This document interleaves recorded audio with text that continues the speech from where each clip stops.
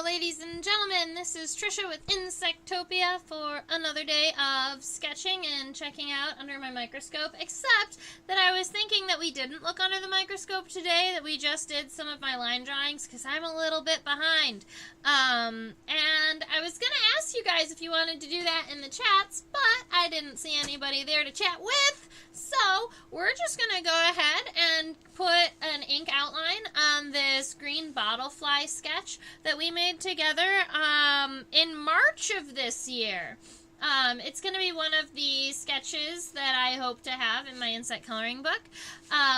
So we're looking at a green bottlefly in the family Calliphoridae. You can tell it's an insect family because it ends in IDAE. It actually breaks down into beautiful thief. So forid means thief and Calli means beautiful. And if you were just looking at our order, the flies, all flies are in the order Diptera, which actually breaks down into di, meaning two, and ptera, meaning wings. Kind of like a pterodactyl. It's like my favorite way to remember that. That ptera actually means wings. I will admit that when I was sketching, I don't remember why we have a black widow on our drawing today, but we do have this really beautiful green bottlefly and the front view of its head, and I thought that that was really cool too. And a zoom in of the last tarsal segment and the tarsal claws with the pulvuli, and there's a name for this little hair, and I'm not going to remember what it is. But these are the pulvuli, the little pads underneath the claws, and then there's this little hair in the center. So we're just going to go ahead and get an overall sketch, or an overall ink line of this green bottlefly. And then it'll just depend on how many people are here and hanging out. I'll admit that I have a whole lot of things to do today, and so this might be a shorter live stream. Hello! How are you doing today?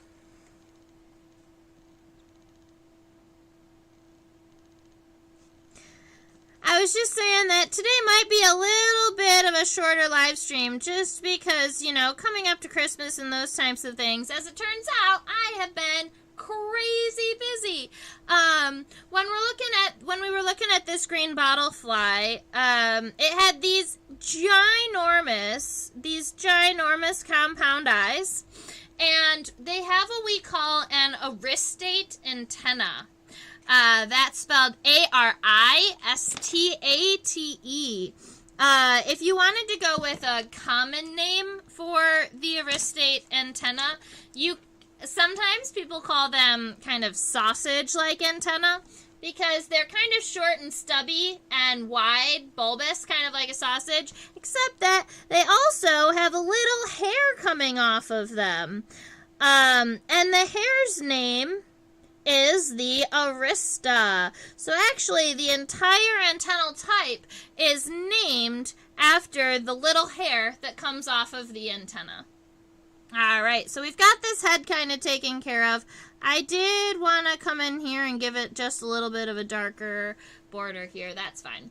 Alright, and then if we're looking down here, this is going to be our thoracic region, and or the thorax, and you'll see that on the original sketch, I had broken it up. I had divided it into 3 sections. The thorax is generally broken up into 3 divisions because each one of those has a pair of legs. So you see our first segment here has our first pair of legs. And when we're talking about insect legs, the parts of the insect leg are actually kind of similar to human bones. So if you think about that first really big bone in your leg from your hip to your knee, that's your femur. And this is the fly's femur right here. Going next is our tibia. It's that small bone, it's the bone between your knee and your ankle. And the rest of these are little tarsal segments.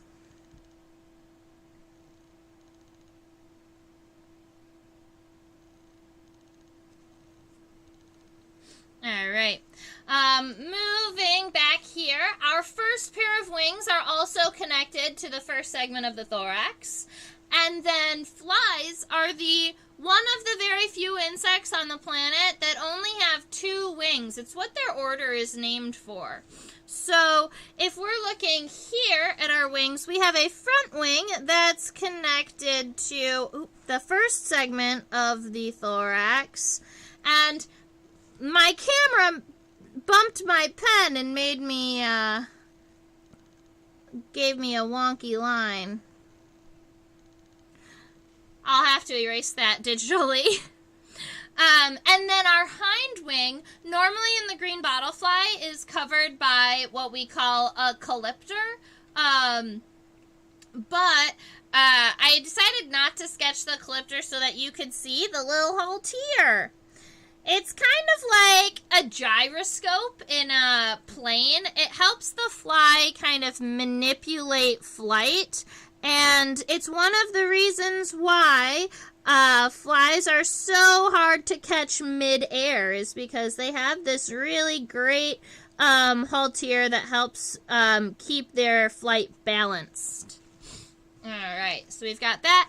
I am skipping some of this tibial hair because I have got a whole set of these of the archival ink pens, and I'm pretty excited about it. So I'll be able to come back in here with some thinner tipped pens and add the hairs here. I'll probably be using a thinner pen also for the veins and the wings.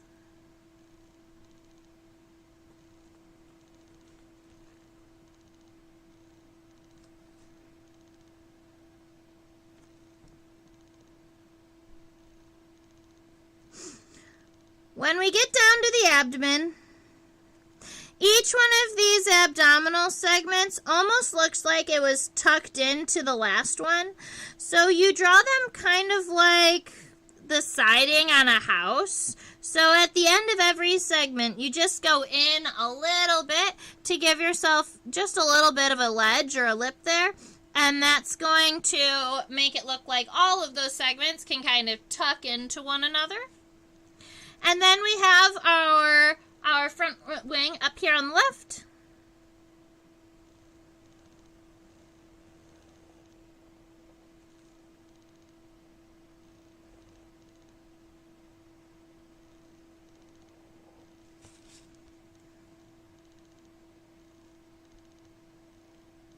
Alright, so I love that insects are very symmetrical. Our wings are going to meet in the very, very center. We do have some wing venation labels over here. The C stands for costa. That's going to be our first wing vein that's way up here in the front. It's actually, I'm just going to make it doubled right here. It makes the outside of the wing look just a little bit thicker. Right here. That's the coastal vein, or the first vein on the wing. I'm going to flip over to a thinner pen and do the subcosta right here. And get some of these wing venations. Now this shape is R5. And then we have some anal veins here at the base. All right.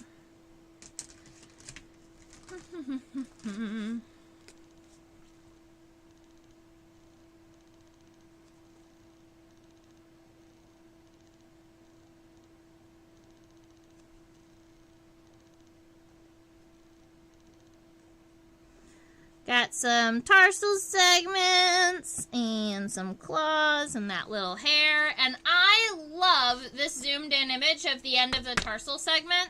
So I'm going to go ahead and get that one sketched in too. This is second to last tarsal segment. This one is the last tarsal segment. And then you have these are going to be what we call those tarsal claws. On the bottom of the fly's feet, they're going to help them hold on to whatever they're holding on to. Then you've got these pads underneath that are going to help with essentially friction to help keep them sticky. And they've got this little hair in between their tarsal claws, and I'm not sure what the actual purpose of that little hair is. We're going to go even finer for these hairs coming off of the tibia of each of the front, the middle, and the hind legs.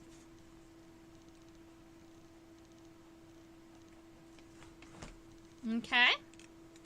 And then we can go back over here and get our outline of the head.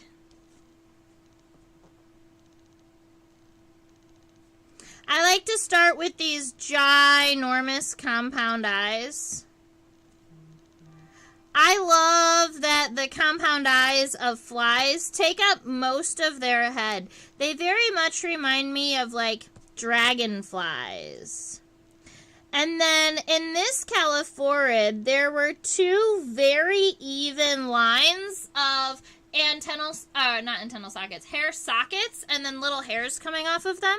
So I'm going to leave those hairs for when I get a thinner pen. So I'm going to go over here and get our antennae first.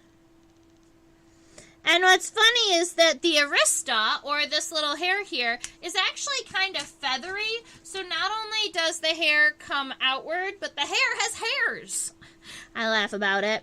But that hair is what we call the arista. And in this one, these hairs look like little feathers. And one of my favorite parts of doing the ink outlines is going back in and erasing all of the pencil. It just makes me, is very satisfying to me. So I'm going to come in and add the cross-hatching for our eyes here. Keep in mind these are big compound eyes, so they need lots and lots of little segments in them. The little segments inside of a compound eye, they are called ommatidia.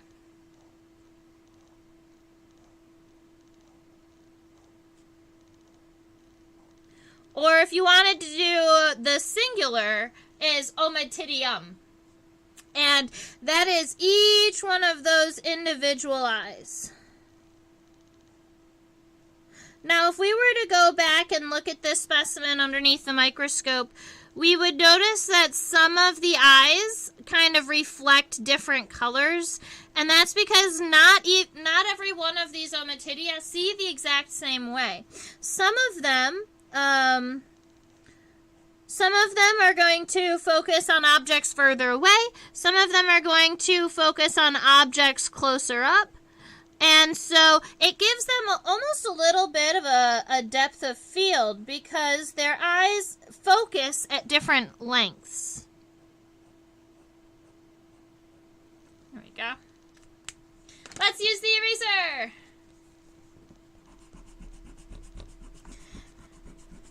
And sometimes I have to come back in and fix some of these because every now and again I don't make it all the way to the end. It looks like you did because there's pencil in the way. That's fine. All right, let's erase this region. This should be fun.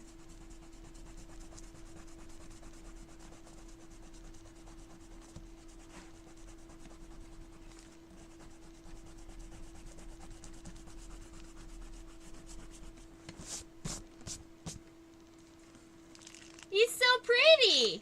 All right, let's get this little foot.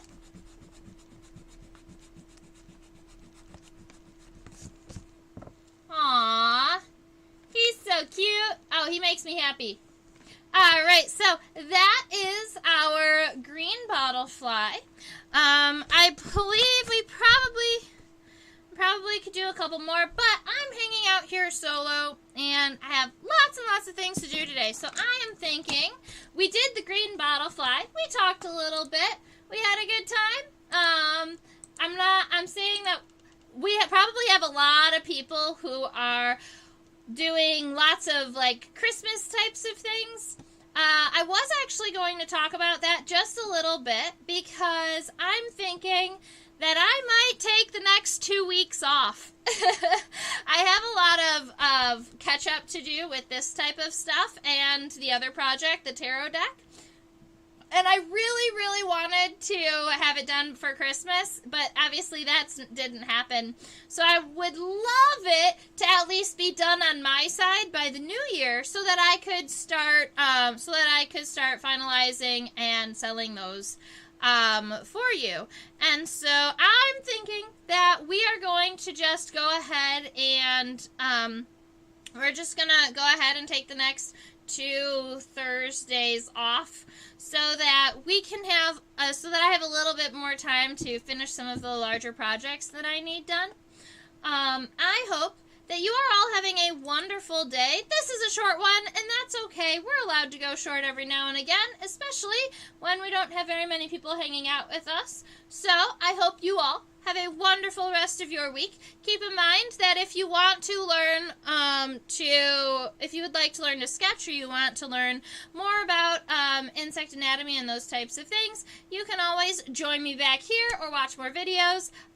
There is OutSchool, which is a platform I teach for 5 to 8, 9 to 12-year-olds, so school-age students, where they can learn basic insect anatomy. We do weekly insect studies, all those types of things. And right about there is my QR code. It's a link that goes directly to my PayPal, just in case you'd like to send me a couple of dollars for my collection, or for the continuation of this live stream, because we've been doing this now for over a year, I believe, every single Thursday, and that's been really awesome. And we even live streamed every day the month of October. So I'm very happy and glad to have as many of you around as we do. But we're getting close to Christmas, so I understand not having too many people today. I hope you have a wonderful rest of your week, and